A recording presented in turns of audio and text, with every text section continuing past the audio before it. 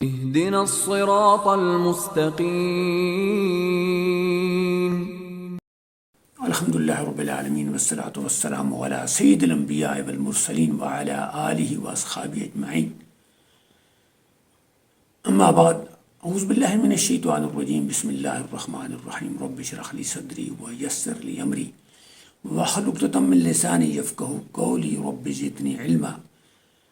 حاضرین گرامی، السلام علیکم ورحمۃ اللہ وبرکاتہ. ہفتہ وار درس قرآن کے ساتھ حاضر خدمت ہوں. سورۃ ہود کی آیت نمبر 77 سے ہم انشاءاللہ آگے پڑھیں گے، جس میں حضرت لوط علیہ السلام اور ان کی قوم پر جو عذاب آیا تھا اس کا واقعے کا ذکر ہے. اور اس سے پہلے جو فرشتے لوط علیہ السلام کی قوم پر تباہی کا حکم اور غضب کا حکم لا رہے تھے، ان کا ذکر حضرت ابراہیم کے واقعے میں ہو چکا ہے. اب آپ سماعت فرمائیں آیت نمبر 77، اور اس کے بعد انشاءاللہ اس کا ترجمہ اور اگلی آیت کا ترجمہ پیش کیا جائے گا. وَلَمَّا جَاءَتْ رُسُلُنَا لُوطًا سِيءَ بِهِمْ وَضَاقَ بِهِمْ ذَرْعًا وَقَالَ هَذَا يَوْمٌ عَصِيبٌ.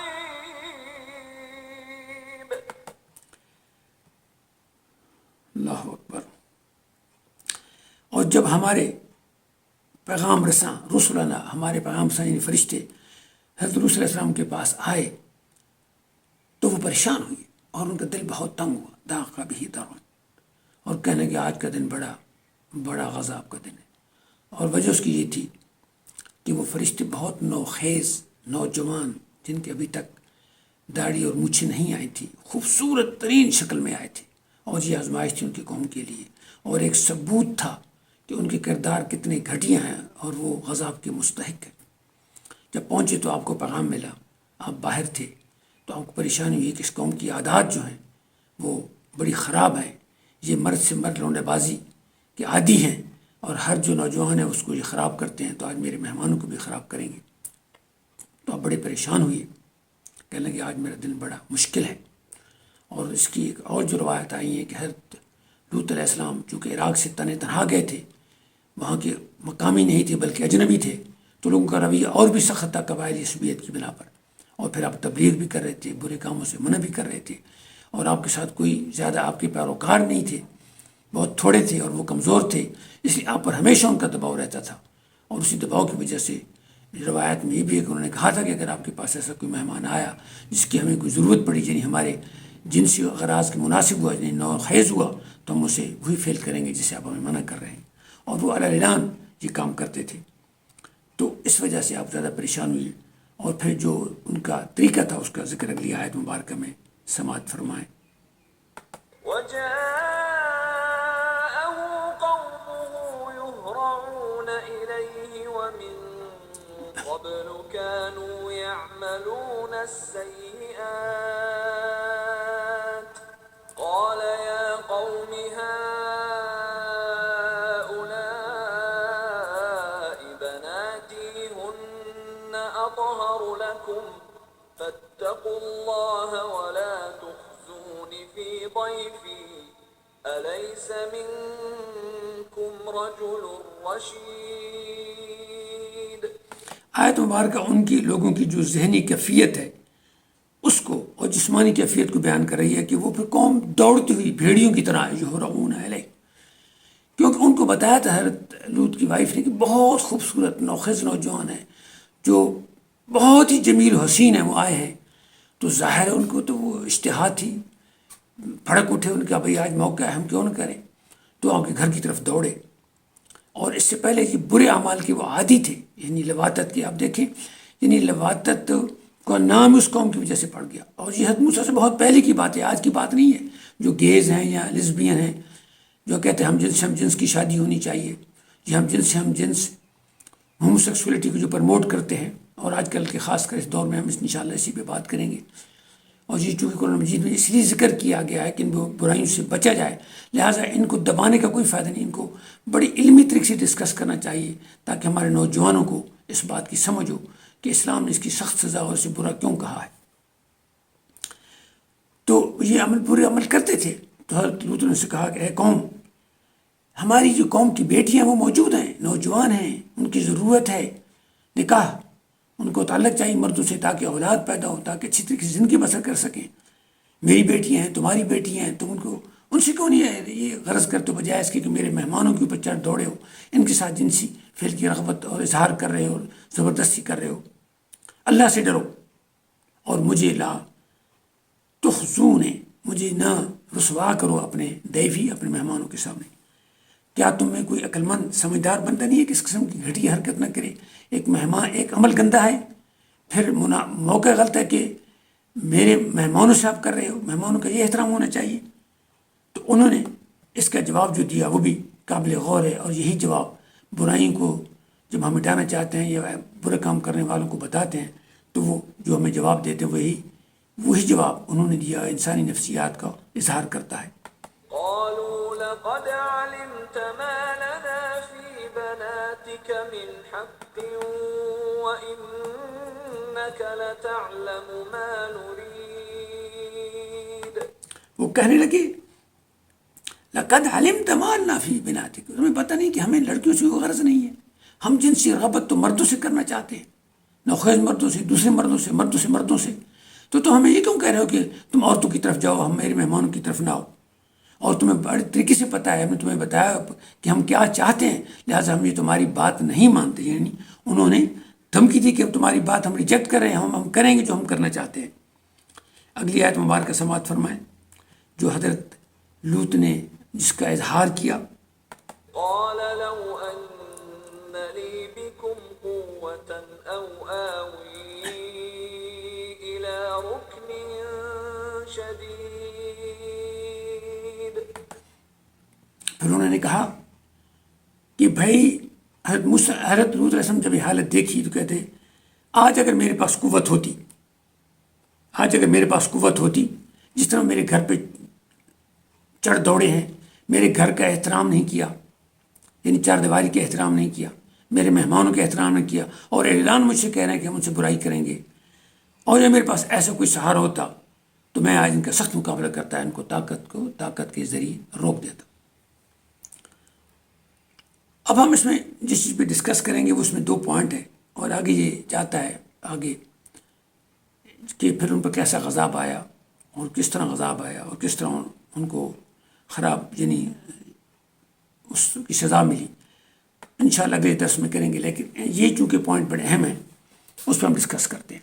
میں نے گزارش کی ہے کہ اسلام نے جنسی معاملات کو بڑے مناسب انداز میں، چونکہ انسان کی ضرورت ہے جنسی عمل اور نیچر کی طرف سے ضرورت ہے، اس لیے کہا گیا کہ مرد عورت کے درمیان اللہ تعالیٰ نے ایک کشش رکھ دی ہے، مودتاً و رحمہ، کشش بھی رکھ دیا ہے اور ایک محبت کا انداز بھی رکھ دیا گیا ہے ایک دوسرے کو برداشت کرنے کا، کیونکہ اس کے علاوہ ریپروڈکشن نہیں ہو سکتی، اور انسان ہے تو قیامت تک رہنا ہے، یہ نیچر کا حصہ ہے. مرد عورت کی طرف جاتا ہے اور عورت مرد کی طرف رغبت کرتی ہے، اور یہ ہونا بھی چاہیے. لیکن جنسی عمل کو کرنے کے لیے بعض اوقات جو لوگ شادی نہیں کر سکتے، یون شیطان بغل آتا ہے، وہ کسی اور ایسے ذریعے سے جو اس طرح سے ان کو تسکین دے. اللہ تعالیٰ نے تو مردوں کے لیے احتلام کا بندوبست کر دیا ہے کہ وہ ویٹ ڈریم جسے ہم انگلش میں کہتے ہیں یا اردو میں احتلام کہتے ہیں، عربی میں کہتے ہیں، کہ وہ خواب کے ذریعے ان کی یہ ضرورت پوری ہو جاتی ہے اور یہ جو مادہ ہے خارج ہو جاتا ہے، لہٰذا ان کی ایک قسم کی جو سخت شہوت کی جو خواہش ہوتی ہے وہ ختم ہو جاتی ہے. عورتوں کو اللہ تعالیٰ نے پردے میں رکھا ہے، لہٰذا ان کی یہ اتنی سخت خواہش نہیں ہوتی جس طرح مردوں کی ہوتی، لہٰذا ان کا حساب ویسے بھی شرم و حجاب میں رہتا ہے. تو اب یہ چیز اسلام نے اس کو منع کیا ہے اور اس کا ذکر کیا گیا، اور اسلام سے یہ پہلے تھا، اور اسلام اس کی باقاعدہ سزا ہے، موت کی سزا ہے شادی شدہ بندے کی، جس طرح کہ زنا کی سزا ہے. وجہ اس کی یہ ہے کہ اس میں بڑے نقائص ہیں.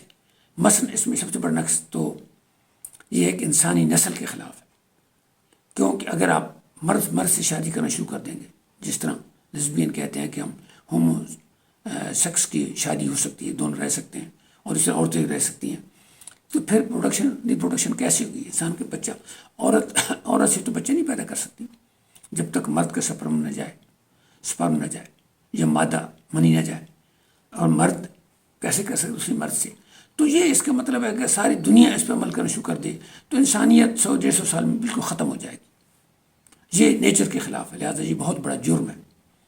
دوسرا یہ جرم ہے کہ اس ذریعے سے عورتوں سے شادی ہو، انہیں جنسی تسکین تو کرنی ہے، مرد نے بھی کرنی ہے، عورت نے کرنی ہے، کیونکہ وہ اس کی ایک نیچر کا حصہ ہے، وہ اس کا اللہ تعالیٰ نے اس میں بنا دیا ہے، اس کے بعد اس کی زندگی مکمل نہیں ہے، وہ تو سروائی نہیں کر سکتا، تو وہ دوسرے ذرائع استعمال کرے گا۔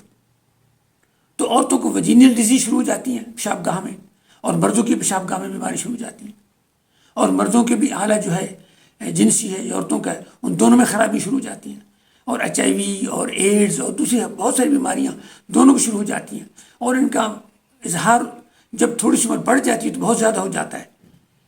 اب بڑا مسئلہ یہ ہے کہ اس کو پہلے تمام مذاہب نے اس کو برا کہا ہے، اس لیے برا کہا ہے کہ اس میں تسکین تو معمولی طور پر وقتی طور پر مل جاتی ہے، لیکن اس کا نقصان بہت زیادہ ہے، اور اس کی مثال اس طرح ہے جس طرح شراب میں تھوڑی سی تسکین ہے لیکن نقصان بہت زیادہ ہے۔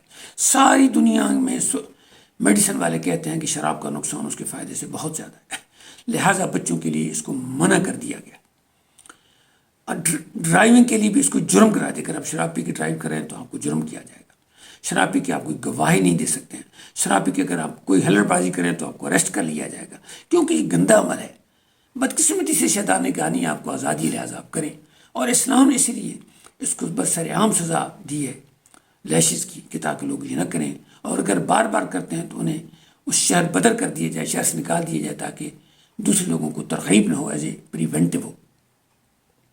اسی طرح آپ دیکھیں ہمیں ٹریفک کے قوانین ہیں، آپ وائلیٹ کریں تو آپ کو گورنمنٹ اریسٹ کر دیتی ہے۔ اس طرح بلڈنگ رولز ہیں، اگر آپ گھر بنا رہے ہیں جس میں دوسرے کی پرائیویسی پہ افیکٹ پڑ رہا ہے تو آپ کو سزا دیتے ہیں۔ اسی طرح آپ دوسرے سوشل بیہیویئر میں، آپ کہیں پبلک پلیسز پہ آپ کو نقصان کرتے ہیں، ہلڑ بازی کرتے ہیں، ڈیمیج کرتے ہیں تو آپ کو سزا دی جاتی ہے۔ بدقسمتی یہ ہے کہ شیطان نے آپ کو انسانی آزادی کے بہانے میں اس لواطت سے، گیز یا لیسبین ایٹیچیوڈ سے کہا نہیں آپ کہا کہ جو مرضی کریں۔ بھائی جہاں اسٹیٹس دوسرے معاملوں میں انسانی آزادی کا احترام نہیں کر رہی ہے تو اس برائی میں بھی کیوں نہیں ہے اس کو رکاوٹ ڈالتی، جس طرح کے مذاہب نے، خواہ وہ عیسائیت ہو، خواہ وہ یہودیت ہو، خواہ وہ اسلام ہو، خواہ وہ اور ہو، بدھ مت ہو، انہوں نے جب اسے منع کیا ہے تو یہاں اسٹیٹ کیوں نہیں منع کرتی؟ یہ بدقسمتی شیطان نے ایسا آزادی کا نعرہ، میرا جسم میری مرضی کے ذریعے زنا اور لواطت کو جو آزادی دی ہے، ہم جنس کی شادی کی، وہ بہت بڑا گناہ ہے اور بہت بڑا انسانیت کا نقصان ہے۔ یہ بڑا ضروری ہے کہ ہم اپنے بچوں کو، اور ہم اپنی بیٹیوں کو، ہم اپنے دوسرے افراد کو، ہم اپنی بیویوں کو یہ اس کی علمی توجیہ بتائیں کہ یہ انسان کے لیے خراب ہے۔ یہ مزہ اسی طرح ہے جس طرح تھوڑا سا شراب کا مزہ ہے، یا کوئی آپ ڈانس دیکھ رہے ہیں مزہ ہے، یا کوئی ایسا نشہ کر رہے ہیں اس کا مزہ ہے۔ دیکھو نشے کو بھی جرم کہا گیا ہے، حالانکہ نشے میں انسان کی تسکین ہوتی ہے، لیکن وہ تسکین آپ کو موت کے سہارے لے جاتی ہے، موت کے کنارے میں، موت کی گڑھ میں دھکیل دیتی ہے۔ تو یہ بھی بیماری کی گڑھ میں، HIV اور ایڈز میں، اور دوسرے جو سیکسول ڈیزیز ہیں، ویجینیل اور اینس کی جو ڈیزیز ہیں ان میں ڈال دیتا ہے، پیشاب گاہ کی جو امراض ہیں ان میں ڈال دیتا ہے، حالۂ پیشاب کی جو، یا موقع پیشاب کی جو مختلف مرضیں ان میں ڈال دیتا ہے۔ تو اس کو بھی حکومت کے لیول پہ جس طرح اسلام نے منع کیا ہے، آج ہم کوشش کریں کہ جو گیزبین اور لیسبین اور ساری گیز کی جو قوانین ان کو کہیں کہ بھئی ہم احترام کرتے ہیں ٹرانسجینڈر کا۔ بدقسمتی سے ہمیں چاہیے کہ ہم دنیا کو اسلام جو ٹرانسجینڈر کا جو کنسیپٹ دیا ہے وہ لوگوں کو بتائیں۔ اصل میں اس کی کنسیپٹ اس کے پیچھے وہ یہ ہے کہ بھئی ٹرانسجینڈر کو رسپیکٹ نہیں دی جاتی، ٹرانسجینڈر کو رسپیکٹ دینی چاہیے، اور اسلام نے اس کو بالکل ایکولی رسپیکٹ دی ہے، عام انسان کے برابر رسپیکٹ دی ہے۔ اگر کوئی ان کو رسپیکٹ نہیں دیتا تو وہ اسلام کے قوانین کی سخت خلاف ورزی کرتا ہے۔ میں اس کی مثال دیتا ہوں، کیوں؟ اسلام میں اللہ تعالیٰ نے مرد اور عورت بنائے، بس وراثت میں یا مرد کا وراثت ہے یا عورت کی وراثت ہے، گواہی میں یا مرد کی گواہی ہے عورت کی گواہی ہے، جنازہ میں یا مرد کی دعا ہے یا عورت کی، دونوں کی کامن دعا ہے، کوئی اس میں مسئلہ نہیں ہے۔ بچوں کے لیے مرد کی علیحدہ ہے اور لڑکی کی علیحدہ ہے، کیونکہ دو جنس ہیں، ایکولی اسٹیٹس ہے ان کا۔ اگر آپ ان سے نفرت کرتے ہیں تو اسٹیٹ آپ کو پنشمنٹ کرنی چاہیے۔ اب کرائیٹیریا کی جو ٹرانسجینڈر ہے ان کو پھر کیا کیا جائے؟ جو ٹرانسجینڈر ہیں، اب ٹرانسجینڈر وہ ہیں جن میں ایک سیکس کی جو کوالٹیز ہیں وہ پوری نہیں ہوتی۔ عام طور پر تمام مردوں میں 100% سارا کوئی نہیں ہوتا، بلکہ اس میں ایسی چیزیں کامن ہوا کرتی ہیں، ان میں انفارچونیٹلی جو کامن فیکٹر وہ زیادہ ہو جاتا ہے۔ بجائے اس کے 20% ہو وہ چلیے 30-40% ہو جاتا ہے. اس کی وجہ سے اب اس کا طریقہ یہ اسلام نے ایک اصول بڑا کرائٹیریا بنایا ہے جو آج سے 1400 سال پہلے حضور اکرم صلی اللہ علیہ وسلم نے بتا دیا اور ہمارے فقہا نے اس کو لکھ دیا کہ بھائی اگر تو اس شخص کے منہ پہ بال آ گئے ہیں تو اسے مرد تصور کیا جائے گا. اس کی عادات جیسے بھی ہیں, ریپروڈکٹیو اس میں ہے نہیں ہے, اس کا آرگن ہے, اس کا آرگن کیسا ہے سیکس کا یا یورین کا, جو بھی, اس کا کوئی مسئلہ نہیں ہے.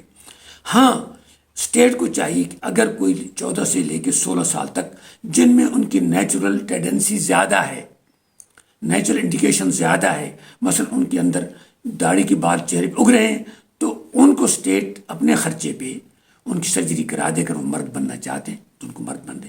لیکن وراثت میں ان کو مرد کا حصہ ملے گا, گواہی میں ان کو مرد کا حصہ ملے گا, موت ہوگی تو ان کو مردوں کے قبرستان میں مرد کی طرح مرد کی قبر میں ڈالا جائے گا. کوئی تفریق نہیں ہوگی, کوئی نفرت کا اظہار نہیں ہوگا. کوئی نفرت کا اظہار کرتا ہے تو اس کو سزا دی جائے گی. اسی طرح جو شخص جس کے اندر ریپروڈکٹیوٹی نہیں ہے, یہ سیکس کی ڈیزائر نہیں ہے, لیکن اس کا سینہ بھرا ہوا ہے تو وہ بھی میل کی ہے, تو اس وقت بھی اسٹیٹ اس کی ہیلپ کر کے اگر وہ صحیح فیمیل بننا چاہتا ہے تو اس کے ہارمون کے لیے سرجری کرا کر اس کو اسی لائن میں اجازت دی گئی جس لائن میں اس کی نیچرل ٹینڈنسی ہے, تاکہ اس کو بعد میں پرابلم نہ ہو. کیونکہ نیچرل طریقے سے آپ جائیں گے تو آپ کو آسانی ہوگی. اب یورپ میں اسپیشلی جن لوگوں نے نیچر کے خلاف سرجری کرائی ہیں وہ بہت پریشانیوں میں ہیں. انگلینڈ کے بتاؤں بہت پریشانیوں میں ہیں, ان کی بہت کمپلیکیشن ہو گئی ہیں کیونکہ اگینسٹ نیچر گئے ہیں. تو اسٹیٹ کو چاہیے کہ اس کی ترجیح دے اور جو اس کے خلاف کرنا چاہے اس کو منع کرے.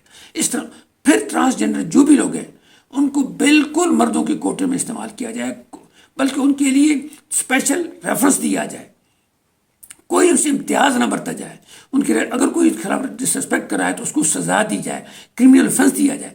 اسلام میں حضور نے یہ فرمایا ہے کہ اگر کسی کو پتہ ہے کہ یہ یعنی ولد و زنا کا مطلب ہے کہ یہ ماں یعنی وداؤٹ لیگل فادر بچہ ہے, without legal father, without marriage, جس طرح ہم سنگل پیرنٹ کہتے ہیں. اب یورپ میں لوگوں نے ماں کے نام لکھانے شروع کر دیے ہیں اور قیامت میں بھی ماں کے نام سے آدمی پکارا جائے گا.